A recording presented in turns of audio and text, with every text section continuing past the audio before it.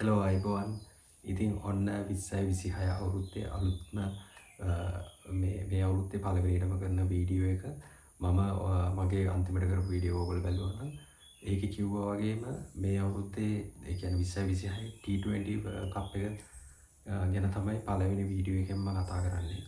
ඉතින් ඔයගොල්ලෝ මේ වෙනකොටත් දන්නවා මේ වර්ල්ඩ් කප් එක ගහන්නේ ඉන්දියාවේ සහ ශ්‍රී ලංකාවේ. විශේෂයෙන්ම මේක ඉන්දියාවේ තමයි වර්ල්ඩ් කප් එක යන්නේ. නමුත් අර පාකිස්තානයේ සහ බංග්ලාදේශය මේ ඉන්දියාව ක්‍රීඩා කරන්න තියෙන අකමැත්ත මත තමයි ලංකාවේ මැචස් යන්නේ ගොඩක්. දැන් මේ වෙනකොටත් විශේෂයෙන් මේකේ ටයිම් ටේබල් එක දාලා තියෙන්නේ රිලීස් කරලා තියෙන්නේ. අපි ඉස්සෙල්ලම බලමු මේ වර්ල්ඩ් කප් එකේ වෙනියුස් ටික මොනවද කියලා. ඉතින් ගයිස් මේ ලංකාවේ වෙනියුස් ටික තමයි කෙත්තාරාම ඒ කියන්නේ ප්‍රේමදාස ක්‍රිකට් ග්‍රවුන්ඩ් එක, SSC ක්‍රිකට් ග්‍රවුන්ඩ් එක සහ පල්ලේකැල්ලේ ක්‍රිකට් ග්‍රවුන්ඩ් එක. විශේෂයෙන්ම දැන් මේ SSC ක්‍රීඩාංගණය ගැන කතා කරොත් මේ වෙනකොට ෆඩ් ලයිට්ස් අලුතෙන් ඉදි කරලා තියෙනවා.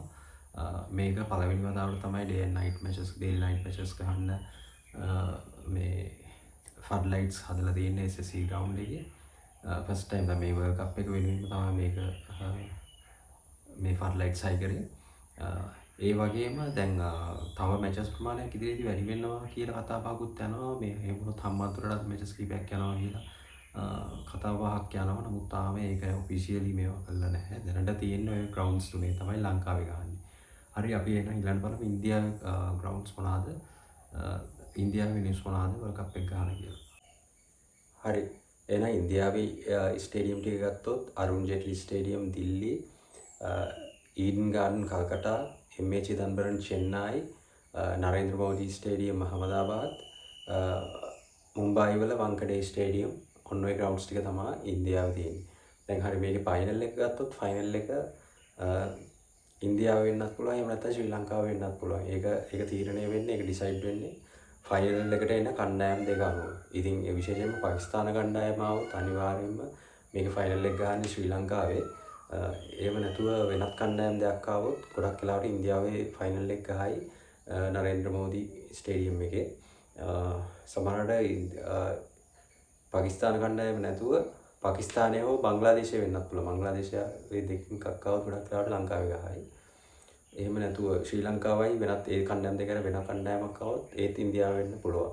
ඉතින් ඒක තාම තීරණය වෙලා නැහැ. ඒක ෆයිනල් එකට එන කණ්ඩායම වල තමයි ඒක ඩිසයිඩ් වෙන්නේ.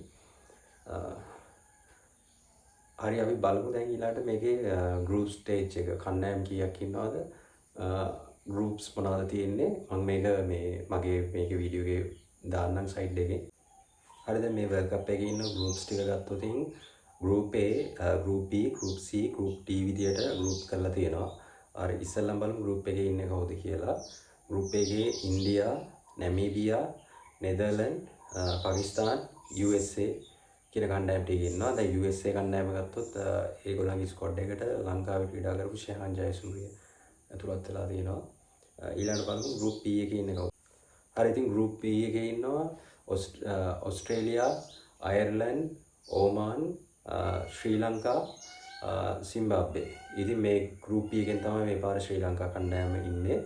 මේකේ තියෙන ඇඩ්වාන්ටේජ් එක තමයි ඔස්ට්‍රේලියා කණ්ඩායම විතරයි ඔස්ට්‍රේලියා කණ්ඩායම හැර අනිත් මැචස් 4-3ක් හම්බ වෙනවානේ අයර්ලන්ඩ්, ඕමාන්, සිම්බාබ්වේ.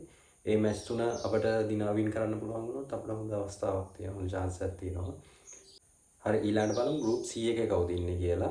ගෲප් C එකේ ඉන්නවා බංග්ලාදේශ්, ඉංග්ලන්ඩ්, ITA කියලා කන්ට්‍රි එකක් වෙන්නනවා. ඒක මට අයිඩියා එකක් නැහැ. ඊළඟට නේපාල් ඉන්නවා, වෙස්ට් ඉන්දීස් ඉන්නවා. ගෲප් D එකේ ඉන්නවා ඇෆ්ගනිස්තාන්, කැනඩා, නිව්සීලන්ඩ්, සවුත් අප්‍රිකා සහ UAE.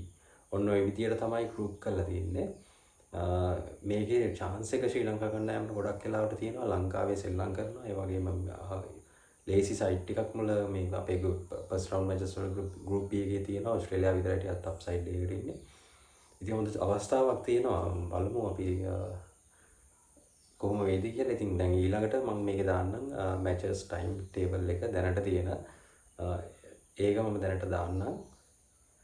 ඉතින් මේ වෙනකොට මේ ওই විදියට තමයි මේක ටූර්නමන්ට් එක ප්ලෑන් කරලා තියෙන්නේ. පෙබරවාරි 7 වෙනිදා ලංකාවේ සහ ඉන්දියාවේ මේක පටන් ගන්නවා. හරි ඉස්සරහට මම තවත් වීඩියෝ එකක් මේ ගැන අරන් එන්නම්.